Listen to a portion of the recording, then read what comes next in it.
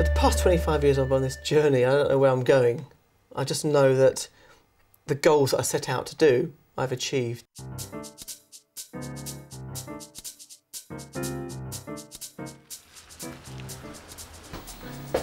Hello, Ma. Hi, Phil. How are you? I was born in Folkestone, Kent, in actual fact, in this house. And I grew up with two brothers, one older, one younger. And my dad did a lot of shift work, and my mum didn't work. She stayed at home and was a mum. It was a very happy home. This is Dad's favourite as well, isn't it? It is. He loves it. Look at that, Mum. Look at that. Haven't lost your touch, have you?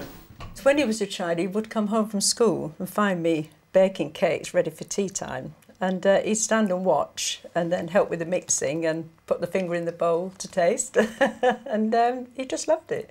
This is really good, Mum. Good. You made your own pastry? Mm-hmm. Always do. Yeah? Didn't buy it in? No, never. With Philip's decision to go to college, we were very pleased with that. Yes, and it was what he wanted to do and he was happy doing it. I went to the South Kent College of Technology in Folkestone. It was the start of a new life, and I can remember going in as a lot more disciplined. Hello, Phil. Nice to see you again.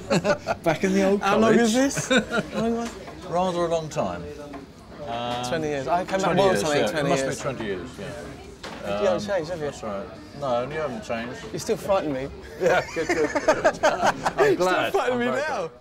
I suppose it's the first time, really, that I'd come up against someone who did scare me, and I did exactly what he told me. And I remember you walking up with your briefcase and your hat on. Yeah, my hat, yeah. But he was very, very good. He was the best old-school pastry chef I've ever seen in my life. The guy was amazing. It's fairly obvious right from the start that he was a very keen student. And he used to pick your brains and ask questions, but they were very good questions. I was desperate to learn, and I always wanted to be better than the guy who was teaching me. Didn't like the fact that he was better than me. And that, all my whole life I did that.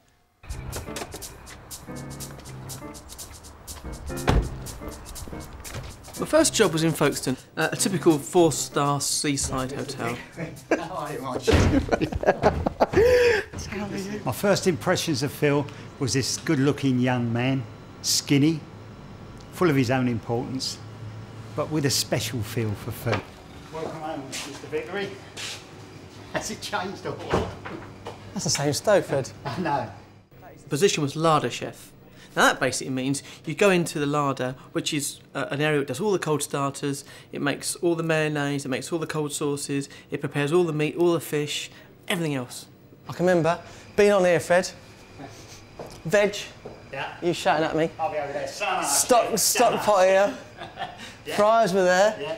Running around like a blue-ass fly. For the atmosphere for a young guy coming into a new kitchen, into his first kitchen, is frightening. You don't know what you're doing, you don't know where anything is, nobody's going to help you, everybody's going to ride you, everybody's going to rag you, and then when they finish you, you've got me. And I wasn't known to be a soft chef. And the girls would come out and go, "Hi, Phil," like this. And you'd be there going, "Get out of there, don't talk to them, get out." The first lot of chefs I worked with had, I would say, an average of 4 to 5 pints of bitter in a service, they just did. So I learned how to drink quite a lot. Fantastic. And play pool. But apart from those two things, I learned how to cook under pressure. I think Phil matured very fast. He came here as a young boy. I hope he left as a young man. Nice to see you, mate. Bought a copy of the Caterer, which is like the trade mag. I thumbed through, and there was 2 jobs in the Lake District. I applied for one, who just said no chance. Another one was at Michael's Nook. We worked together at Michael's Nook, probably the early 80s, 81, for about 5 years in total.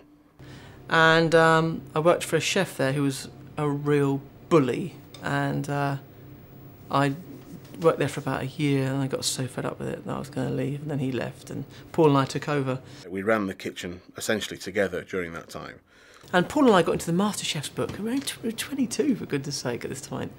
He'd be more sort of pastry, dessert-led. I was sort of taking care of the main courses, fish, hot meat and fish. Within 18 months, 2 years, we had an Egon Rone star, which was a fantastic thing in those days to get. We were voted the best cook in the Lake District by another guide, and it was great, and we had 4 happy years. I left Michael's Nook and I got a job at Grave Tie. Hey, Tommy. Good to see you. How are you, mate? Yeah, good. Everything's going really well. I can't believe it's 20 years ago I was here. Oh no, yeah, and it's flown by. It was great. We made all our puff pastry, croissant, everything. You know, on a Tuesday and Thursday you get a fish coming, you know, 40 soles, 15 salmon, 2 bags of scallops. We used to get bin liners and cut the tops out and the arms out and wear them and just spend all afternoon doing it. Billy, my chef, which you know, you've met Billy. He was a little boy when I first saw him. Yeah. All right, Bill. So, yeah, things have changed a little bit, but the structure and the whole ethos are great. So how long have you been here now? Tom and I were sous chefs together, so like equals. And we ran the kitchen. It was great fun. We would pretty well do all the ordering. We would make sure we would do the service every day. He would probably do pastry larder. I would do sauce and fish. So we'd work together. But it was all about teamwork. Bernie boy. Mr. Vickery, are you all right? I'm fine. How are you? I'm fine. You haven't changed, boy. Well, I haven't. Why should I? You haven't got a grey hair. I know. Look at me. Look at me and Tom. What a great place. Wow. They had their own garden, they grew their own vegetables, they made their own vinegar. Good grief. That was the time I thought I knew something but didn't. And I went there and thought, my God, I don't know a thing about cooking. Look at the asparagus, Phil. Wow, look at that. Up. Yeah, that's, you know, wow. The best of English asparagus. And that's where I think I got my love of growing great British produce.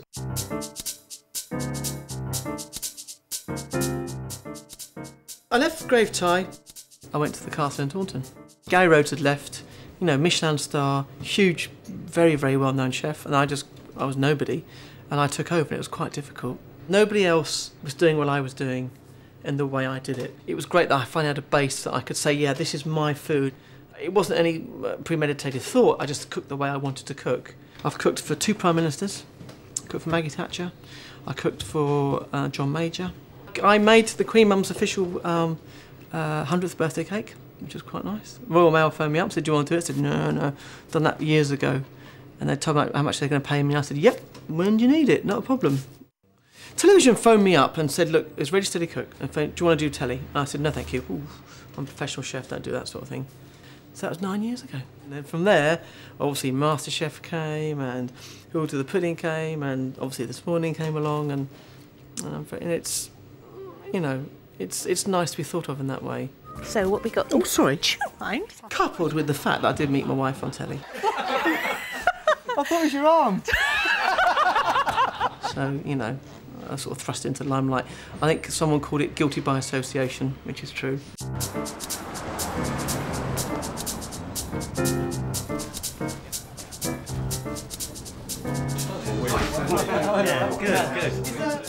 I've recently opened a pub. It's something which I never really thought about, but in hindsight I think it was a great thing.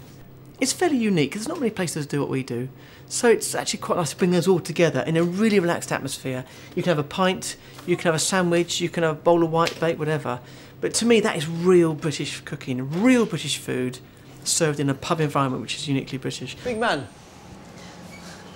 Oh boy. Yeah, right, there you go. Thank you. There's your tripe. Lovely. And your steaks. Now, the thing about food is it goes in circles. And everyone thinks they're doing new things, but they're not. Generally speaking, it's I'm cooking food now in the pub, for instance, that my mother cooked. And you can't reinvent the wheel. You get a good recipe, that's it, stick with it. I'm a great believer that if you're good at your job, things will happen around what you do. You don't have to force it too much.